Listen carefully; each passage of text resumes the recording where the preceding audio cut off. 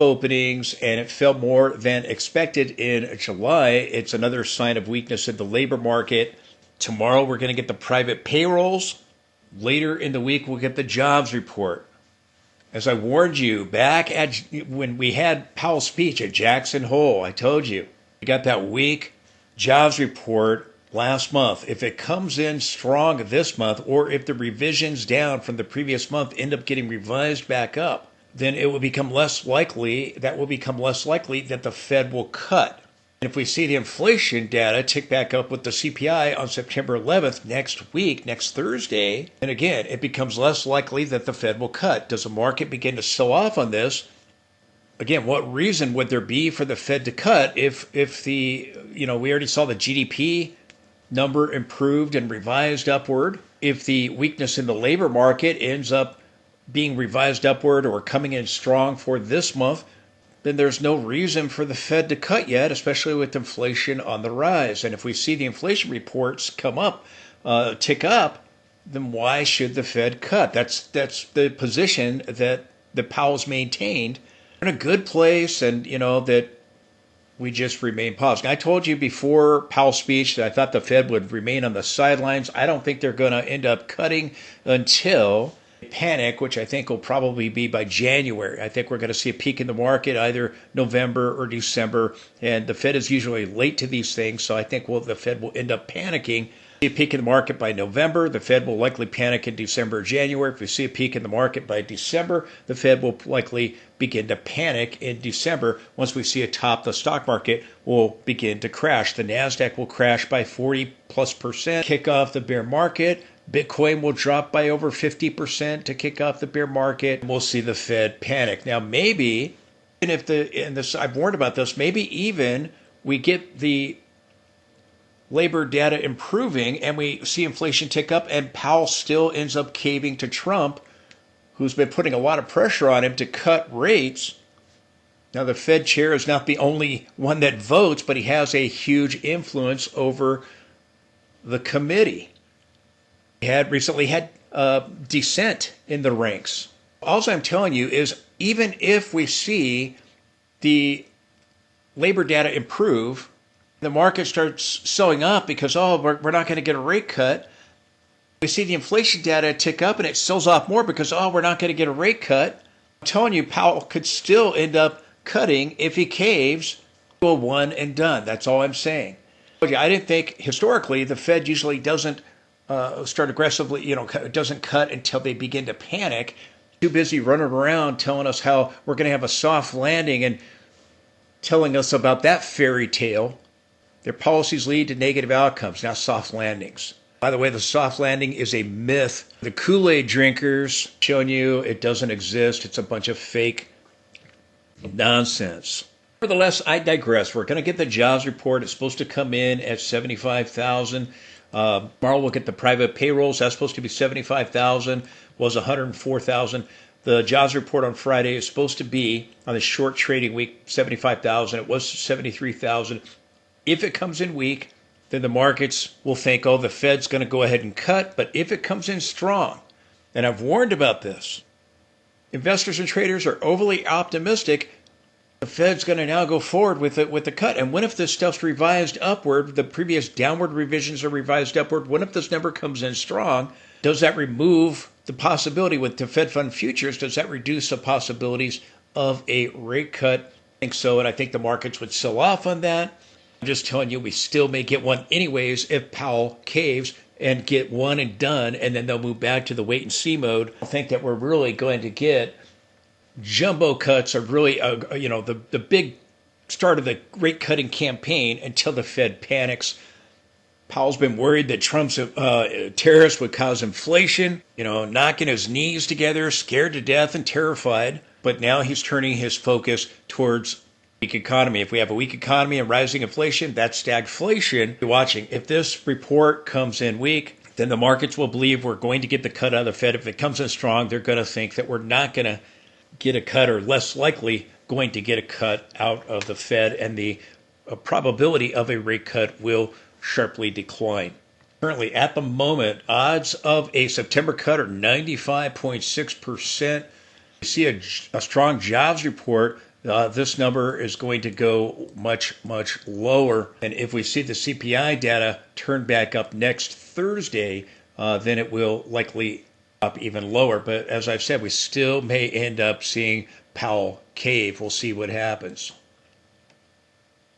Still seeing this weakness with NVIDIA. We've got this broadening formation. I don't think it's done. I think we're pulling it back. Today we were pretty much flat. Seen this divergence play out at key resistance. I think we get a bigger pullback towards the 200 or maybe to it, and then I think you're going to go higher. NASDAQ's forming the exact same pattern as NVIDIA. Gee, surprise, surprise. And again, bouncing off key support over here. We had this low, lower low. Now we're getting the higher highs, forming this broadening formation. We're likely going to move up to this upper boundary trend line right here. I think we get the bigger pullback to the 20 week, the 50 week, and then I think we go higher, and I think we peak in November or December in all likelihood. NASDAQ and Bitcoin will peak around the same time. The S&P could peak just after them or with them in November or December. I don't think the broadening formation is done yet for NVIDIA. I don't think it's done yet for the NASDAQ. I think we get the pullback, and then I think we get one final climax rally. The final phase of the blow-off top here, I think, started over here, and I think we'll have the climax move after this next sell-off. Please support the channel with the link directly below. If you follow the link below, it'll take you to a secured site, and you can donate any amount you want. I just ask that you do that rather than trying to sell you a bunch of stuff that you don't need. YouTube channels get contacted constantly by sponsors. I turn those offers down. I don't want to do that. I don't want to sell you anything, but I just ask that you just support the channel. You're not here to have me sell you something. You're here to look at charts. So follow the link below to take you to a secured site, and you can donate any amount you want or make it a recurring donation. If you do that, I thank you. I thank you for your consideration for that. Quickly, the VIX. Again, we've got this larger bullish falling wedge now from the peak over here, and we attempted to break out above it yesterday. We got a topping tail. The S&P got a bottoming tail. We stalled at the 200 period moving average. The VIX turning down, but it's holding above the 50. If it holds above the 50, then that's bad for the S&P 500, and you got to get back above that 200 and get the breakout here. The gap may attempt to fill if the S&P tries to fill its gap. Pointed out on Friday, the MACD got the bullish cross, and the divergence is likely done. The divergence is likely done on the RSI and on the MACD. The RSI's moved back above 50, and we're just below the center line here on the MACD. If we start pushing back up into positive territory and we continue to hold above the 50 period moving average here, then that's bad for the S&P 500. This is warning you, along with the tight Bollinger Bands, that something's coming down the pike. The volatility is going to increase. Stochastic getting another reference point of a divergence. It's now just under the 50 level. If it can get above 50, we can get the MACD above the center line, hold above 50 here on the RSI. These divergences will play out. Again, you might fill the gap first, but you got a good shot with the failed breakout from last Thursday, completing a 3 drives to a high. The divergence on the RSI may be done on the S&P 500 and now trigger a reversal. But it's so far, Tuesday's sell-off, we haven't seen it validated with my signals yet. NASDAQ has, not the S&P 500. The market gap higher. We had a positive close on the S&P and the NASDAQ. The Dow was down, though, 25 points, pretty much flat. The S&P 500 rose by nearly, or just over 0.5% to almost 33 points. It closed at 64.48. The NASDAQ rose by 1%. The Russell was down by 0.1%. The VIX fell by 4.78% to close at 16.35. S&P gapped higher. We had that gap lower on Tuesday. We had on Friday a gap down here. We formed a little bear flag pattern, and we gapped lower once again on Tuesday, the start of the short trading week. But rebounded back up and ended up getting that hammer, little tiny inverse head and shoulders pattern here on the 5-minute time frame. And that's given us a move back up to try to fill the gap. We haven't done it. We did hit the low. From Friday, the low back over here. I'm sorry, yeah, Friday. The market was closed on Monday, and then Tuesday we're back down, and then Wednesday we're back up here trying to move to fill the gap.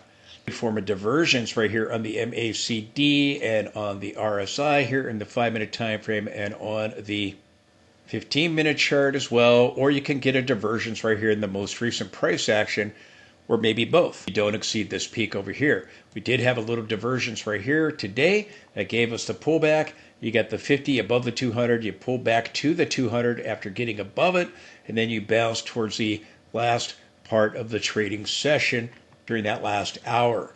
With the rebound during the last half hour or so, last 45 minutes of the trading session here in the 15-minute time frame, you can see the last half hour we rebounded back up towards the highs. We had rallied, gapping higher, hit the 200 here on the 15-minute chart. We came down to that Friday low right there. I marked that in blue, the blue dotted line. That's Friday's low. Here's that bear flag, and again, didn't quite fill the gap up there at 64.60. We're probably going to attempt to do it. If we do, we might form a divergence here, or even a multiple point divergence as we did back over here. You had a divergence and then a multiple point divergence. Might get a attempt to go towards gap resistance here, which is above our gap fill. I'm not saying you're going to make it that high. I'm just saying that if we attempt to overthrow the gap fill and get above the 200 period, I'd be watching that level, and I'd be watching the high from back over here in the gap resistance area if we try to overthrow this area. But again, it might be we just fill the gap and then that's it, and we resume the decline. Again, very well could be setting up for a sell-off surrounding the jobs report come Friday. Again, same thing on the 30-minute chart, could be rallying back up to fill that gap, but as we're doing that, we're getting the 50 crossing below the 200 period here. So again, this move very well could end up failing. On the 15-minute chart, we already have the 50, the green line, below the 200 period moving average. So again, this move very well could end up failing if we fill the gap just a little bit higher levels. So again, the level to be watching, 64.60. We had the divergences on the 60-minute chart, the daily chart. We had the triple divergence. We had the multiple point divergence here. The 60-minute chart, we got the divergence. We dropped down, gap down to the 200. We had dropped down. Now we're rebounding back up to try to fill the gap. So again, we're watching, do we now get a lower high? You got to take out this 200 period, the black line here, in order to get a bigger sell-off. Rising wedge pattern, we broke down from that. It never got it never got the follow through to the confirmation bar. Went back up, made a slightly higher high in August from the July 31st peak. Broke down again, found support at our 20 period moving average. Had the power rally, and we moved slightly higher to back test a break of that trend line right there. That gave us the 3 drives to a high and triple negative diversions. Here on the RSI, we have this multiple point divergence on the MACD. That's given us this 3 drives to a high pattern.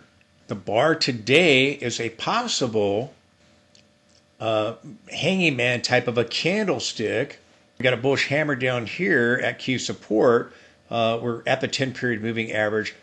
We don't fill the gap on a closing basis, and we just do it on an intraday basis from the Friday low at 64.44. Then candle could produce a reversal if we close back below today's low.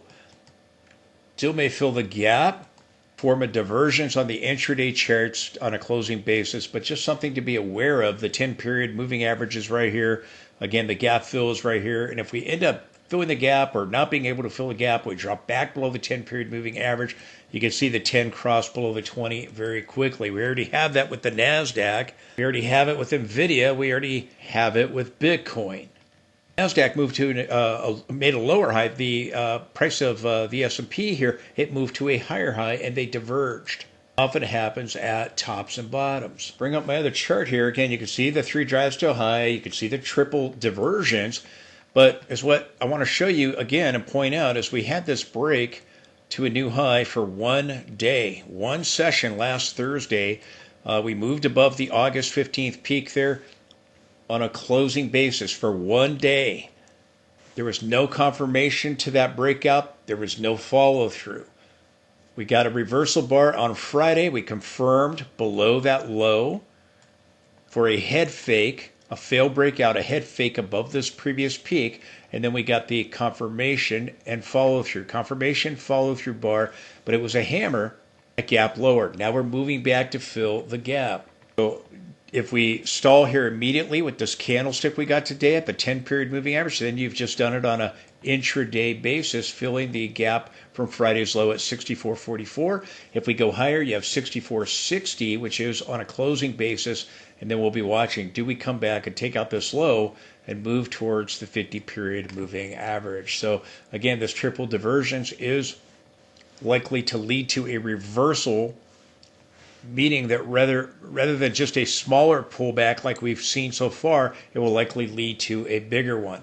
I do not believe the stock market has peaked yet. I believe that the final climax move, the final phase of the blow-off top is what I believe we're in, and we'll get that final climax move with the next rally once the pullback is done. Slamming up into resistance, and again, forming this 3 drives to a high that's likely now completed. We'll see if we get a lower high here and then move to take out the 50-period moving average. So I'm watching the gap fill here, which we talked about the possibility of filling the gap before resuming the decline. In order to have a peak here, it has to be confirmed with my signals all turning back to bearish, and we dodged the bullet yesterday and today by getting that bottoming tail. So again, if this is the top right here, it has to have validation from my momentum signals turning bearish, from my trending signals turning bearish. We already have that with the NASDAQ. We need to see it with the S&P 500. Bitcoin's had it. The market following Bitcoin, seeing the weakness with NVIDIA with a confirmed reversal. NASDAQ's following that. NASDAQ and S&P. The NASDAQ and S&P, they diverged from one another. S&P moved higher, the NASDAQ did not. That's a huge red flag. Watching to see if we stall here at the 10-period or at the gap fill area, or fill the gap and then drop back below the 10-period moving average. Do we establish a lower high, lower than the peak over here from last Thursday? Again, I've been watching these trend lines in the weekly time frame for a long time. Here it is in the daily time frame, our trend line from the 2023 low. Again, we've come up and we've slammed up into it in July, on July 31st.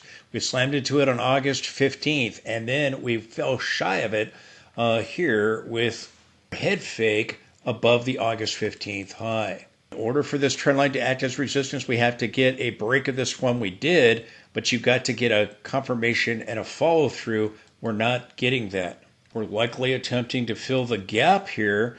We got the lower high. We didn't reach the blue trend line. We broke the red line, and we closed right at it. And now we're above it. So if we fill the gap, we need to drop back below this level.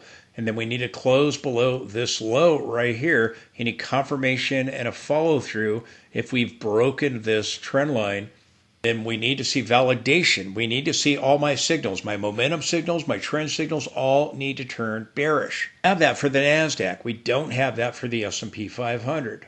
Get this hammer-looking candlestick up close, or this doji-looking candlestick, a very sloppy hammer with a small body, or a doji, as we fill the gap from the intraday low, but not on a closing basis. So I'll be watching, do we drop back below this line and confirm this break right here by taking out this low and taking out the low over here, and we start moving down to take out or test this low over here. Some trend lines I'm paying close attention to, but if we're just going back to fill the gap, we've got to break back below this trend line. And right now, we're back above it after closing on it on Tuesday's session. The S&P 500. If the S&P 500 has a failed breakout and we have a completed 3 drives to high with this divergence, we need to see validation. We need to see my signals all turn bearish. They're not doing that yet with the S&P. Still in the sideways trading range. We've gone down. We're going back up to attempt to fill the gap right now. You got to see more selling pressure. A drop back below the 20. We're just above the 10. Got back above the 20. And again, you need to see them get a bearish cross. The RSI drop below 50 if we're going to get this sell-off. Again, back to the cloud, back towards the 100 or 200, probably underneath our 50-period moving average. Probably to new highs after the correction. We completed primary wave 3 and it gets validated with a failed breakout, then we get primary wave 4, and then we go get primary wave 5 that will likely take us towards 6,700, maybe even higher to 6,800, depending on when we come into contact with that trend line in the weekly time frame. I think that will complete a market top probably in November or December. We'll likely see a September bottom, but we could sell off if the market starts believing the Fed isn't going to cut, then they end up doing it anyways, give us a sell off and then a rebound. And I think we get inflation ticking back up and the market starts to panic. Jamie Dimon's crack in the bond market, already seeing the 30-year begin to soar. But after yesterday's pop higher, we saw yields come back down today, dropping back down with the 10-year yield. We still have this bullish falling wedge. Eventually, I think we're going to break out above this level. If the 10-year yield will end up going to a new high, and I think we'll end up getting an inflation freakout and seeing bonds collapse. And I think that that will be one of the catalysts that gives us a top in the stock market. And that's when the market, I think, will start collapsing after it makes new all-time highs. And that's when I think the Fed panics. Could see the market have hope if the Fed cuts no matter what, even if we do get better economic data and higher inflation. S&P diverged from one another. They diverged back over here at this peak. NASDAQ peaked on the 13th, August 13th. The S&P peaked on August 15th. They diverged. We sold off 4.28%. NASDAQ rallied back up to the 78.6 Fibonacci at 23,000, just under 23,000, 23,750. It dropped back down below the moving averages. They got the bearish cross. The 10 is below the 20-period moving average. We came down. We dropped below the 50, and we got a hollow red candlestick, a key support. We rallied back up. The S&P got a hammer. We rallied back up. We get a candle of indecision. We did fill the gap on the NASDAQ. On a closing basis, we did it from the intraday low, from Friday's intraday low on the S&P. The S&P still may fill the gap, but we're coming back up, closing just right at the 10-period moving average, just under our 20-period moving average, and filling that gap. If the rally fails here, and we come back and fill this gap now, or if we go a little higher and turn back down, then we'll be watching. Do we come back and take out the low from over here, dropping below the 50 period and staying below it, that green line right there. S&P's head fake to a new high, which was just one day. It went up 1% for one day and then it failed. NASDAQ made a lower high, larger divergence between the two, giving the illusion the rally is just continuing. We have a possible head and shoulders here for the NASDAQ, but a larger broadening formation, much like NVIDIA is doing, but you got a possible head and shoulders with the slanted neckline now. If we come back down, the shoulder will be done, and we come back down, and you would take out this trend line and take out this low here, and then take out the low previously made there after the August 13th peak. So again, possible inverse head or possible head and shoulders top that would give us a much bigger sell-off towards our 200-period moving average. NASDAQ also turned off major resistance there, and again, got topping tails, back-to-back reversal candlesticks over the last 2 weeks. I've talked about that. Again, I think we're moving towards the 20 or the 50-week moving averages, and then I think you get one final thrust higher that could go into October, November, or December. I think with our linear scaling, we turned off that trend line, and I think we're pulling back towards the 20 period or maybe beyond it, closer to the 50, deeper than what I have marked here, and then I think we get one final push higher. It will probably be a multiple month rally. I did the same thing as S&P. We had a rising wedge. It expanded into a larger pattern because we never got the confirmation follow through. We only had a confirmation after the July 31st peak. We went slightly higher, 1.5% higher, and then we turned back down and we got a lower high at our 78.6 Fibonacci. Again, possible head and shoulders there in this rising wedge breakdown, possible head and shoulders that is in play here that could take us back towards our 200-period moving average or the lower end of the cloud. We rally up a little higher. We might get a divergence on the intraday charts like the 15-minute chart here. If S&P tries to fill the gap, will NASDAQ go a little higher? This is what I think is going on for the NASDAQ. I think you got primary wave 3 done. I think you're going to get primary wave 4 here towards the 100 period or the 200 or maybe the cloud and this previous high right here, this dotted line I have here. On the NASDAQ, and then I think we get the final rally, and again, We sell off into the Fed meeting or even maybe beyond it to options expiration or something. Meeting's the 17th, option expiration on the 19th. Be watching all of this closely. NASDAQ was up 0.79% today, up 183 points. Join NVIDIA in getting a bearish reversal of conditions on Tuesday. We bounced and we're stalling right now at the 10-period moving average. We'll be watching to see if the oscillator goes negative. If we continue to have a bearish reversal of conditions and drop below the 50-period moving average, the shoulders can play out and take us down towards our 200-period moving average at 21,320. So we got to see signals turn bearish, and we don't have that right now. We had it on an intraday basis on Tuesday, and then we got the bottoming tails, and we didn't get the close below the cloud here. Momentum did not shift. The trend signals did not shift downward. They tried to on an intraday basis, but they were not successful. Now we're testing the 10-period and trying to go back up and fill the gap. NASDAQ already did it. If we end up getting a lower high, lower than last Thursday's peak, and we have a 3 drives to a high, you got to have it confirmed and the negative divergence is done. You got to flip the signals back to bearish. The bearish divergence and the 3 drives to high, it has to be validated with signals turning back to bearish. Now my signals, which are in the daily time frame, those signals in the daily time frame are still bullish. NASDAQ signals are bearish. We'll see if the S&P joins the NASDAQ. Going to drop back below the lower boundary of the cloud and close below it, not just get an intraday push below it. Paying attention to what's going on with this gap.